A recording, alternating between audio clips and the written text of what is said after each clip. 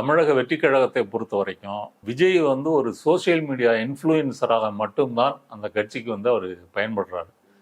இன்ஃப்ளூயன்சர்னு சொன்ன உடனே எனக்கு ஒரு ஞாபகம் வருது. அதெல்லாம் ஒரு கட்சியே கிடையாதுங்க, அது ஒரு இன்ஃப்ளூயன்சர் மார்க்கெட்டிங்னு ஒருத்தர் சொன்னாரு. அவரை போட்டு காய்ச்சிக்கிட்டு இருக்கிறாங்களாம்.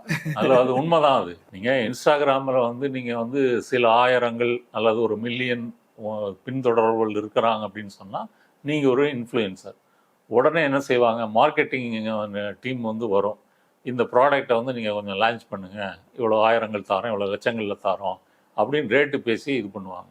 அப்போ விஜய் என்ற ஒற்றை இன்ஃப்ளூயன்சரை வைத்து கொண்டு தான் மொத்த தாவேக்காவும் வந்து இயங்கிட்டு இருக்கே தவிர அது ஒரு அரசியல் கட்சியினுடைய இலக்கணத்தில் எந்த இலக்கணத்துக்கும் அது வந்து பொருந்தாது. ஒரு லீடரா ஒரு இல்லையா? நாடாளும் கட்சின்னு வந்து கார்த்திக் வந்து ஒரு கட்சி வச்சிருந்தாரு, நாடாளும் மக்கள் கட்சி, நாடாளும் மக்கள் கட்சின்னு வச்சிருந்தாரு. அவர் வீட்டுல போய் உட்காந்துருந்தாங்க ஒரு சீட்டு கேட்கறதுக்கு உட்காந்துருந்தாரு. அவரும் பிரஸ் மீட் நடத்துவார், கூட்டங்கள் நடத்துவார், எல்லாம் பேசுவார்.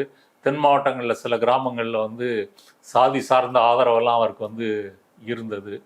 அது அப்போ நாடாளும் மக்கள் கட்சிக்கு வந்து என்ன மாதிரியான ஒரு கட்டமைப்பு இருக்குதோ அந்த கட்டமைப்பு தான் விஜயனுடைய கட்சிக்கு வந்து இருக்குது.